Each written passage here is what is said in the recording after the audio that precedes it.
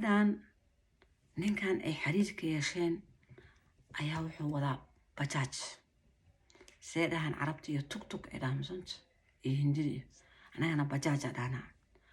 bajaaj wadaa wiilka bajaaj le maalin maalmaa kadib wiilkan telefoon lay ku wada sheekaysi jireen hal maray wada kulmeen marka xigta wuxuu yiri bajaajkan isku raacaynaa waa israacaynaa magaaladan isla aadaynaa maanta anay casubanta ay gabarey maskiin waaye hayay ku tiri waa raacde meel baaray fadhiisteen markay baar fadhiisteen ileen ninkan waa nin kasoo dabaabashayba baarka in la fadhiisto baarka dadka jooga ma la heshiiyo adiga kaala sheeg adiga gabadhan waxbaa loogu daray cabitaankeedii miir meeshaas ugu dambeeyey danta lahaa meel inta la geysta ayaa laga soo gaaray kadib tiyo inta u bartay wuxuu ku maxaa la leeyahay waxaan haayaa filimkii kaliibkii yaraa aan kaa duubay haddaa did marka inay timaadin asagaan shaacinaya kadib maxaa dhacay isoo raaca asalaamu calaykum waraxmatullaahi wabarakaatu maanta waxaan ugu digaa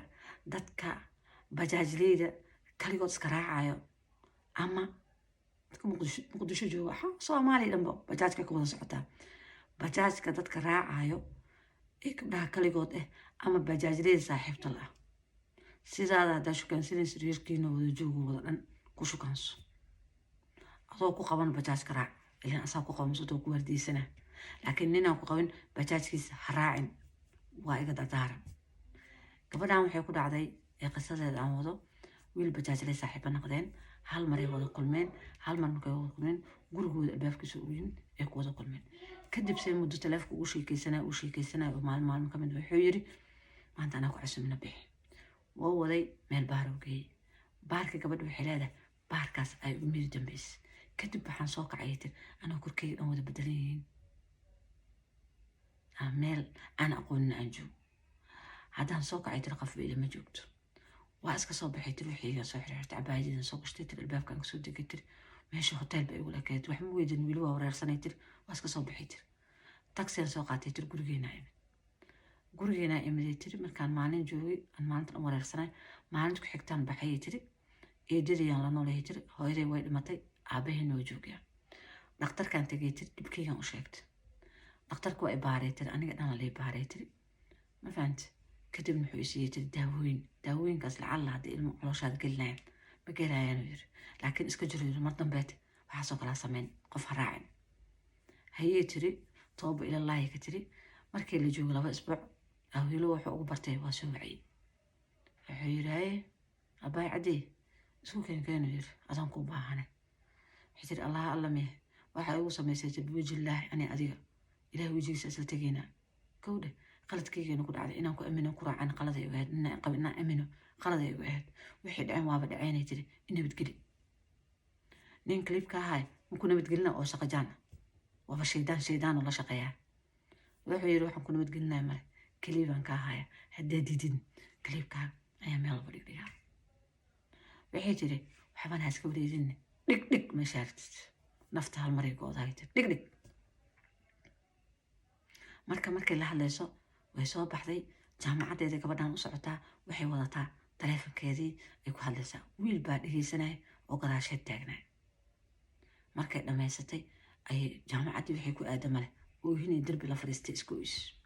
ayadoo ooynaysaa wiilkii soo ag istaago wuxuu yiri abaaya wixii maanta dhan dhex maraya waa dhegeysanaya ninku handadayn waa dareemaya lanu hadalkaaga ka fahmaya wuxuu yiri dhibka ninka kuu geysto dhah ya aan kaaga jaree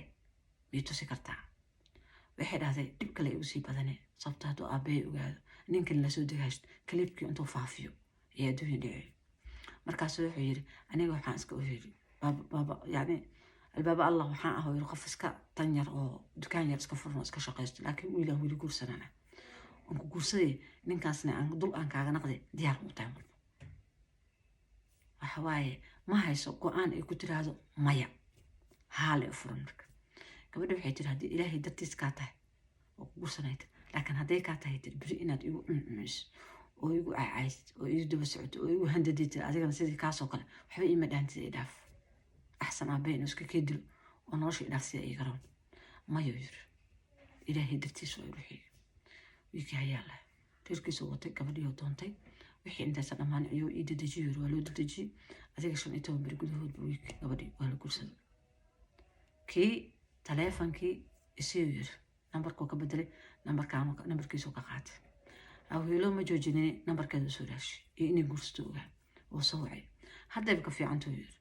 ninaan ku qabo yiri ninkaagana wad anna i wad shaydaannimada meel soo maris fiir ninkaagana wad anna i wad acuudu billahi min shaydaan rajim ninkeeda codka ufurta waa dhegeysanaya wuxuu yiri inta kugu balamiyey wuxuu igu balamiyey tiri hoteelka ayuu yiri inda shareero asna u xirtay iyo maxaa dhihi jiray cabaayad ayadan cabaayad inda shareero u geliyey boliiskana uu sii wacday meesha isla tageen ninkii la soo qabtay nimankii la socday la soo qabtay nimanka hoteelka baarkiis ka shaqeynaya la soo qabtay gabigood waxay caddeeyeen kaliibkana laga keenay in waxaas dhan oo kan ka dambeeyey kuwan ay shurakaad ahaayeen shirkaday wada ahaayeen oo isla wada shaqaysanayeen mafahant marka ninkeedna intuu hor istaagu yiri ninka qabo ani waay waxaa samaysan oo gabadhan ku samaysan oo oga waana ku qaatay waana ku qabaa mafahant shaydaama adiga iyo inta kula mid ah haddaan laga dhammaynayo adduunka waxaa yiri waa qasaarada sii badanaya marka in la dhammeeyo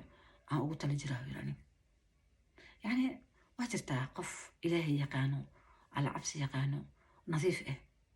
iyo qof shaydaanka la shaqeeyo shaydaan ah hadda wiilkan weligiis ma shukaansan weligiis kula imaan dar allah wuxuu ugu qabtay kan ay shukaansan jacaylka beenta ku abuurayn lugooyo iyo labalabees iyo dantoo leh inuu ka gaaro oo daba socdo weliba heer wuxuu gaaray in mar walba iyo imaano mar walba waxaa kusoo xigto suuqa ku gelina yani waa ku gada acuudu billahi min ashaytaan rajim marka dad saas ina way buuxaan halaisku badnaado gabdho halaisku badnaado talaabada gadinays reerkiini ha kula socdaan walaalkaa ha kula socdo shukaansiga ceeb maaha in las bartana ceeb maaha laakiin nin inaad raacraacdid ceeb fadeexana waay marka halaisku badnaado halas ogaado qisadan maanta intaasay ku eg tahay qiso koobanay ahayd iyadane waa wacyigelin dhibaatooyinka badan oo adduunka ka socday ku jirtaa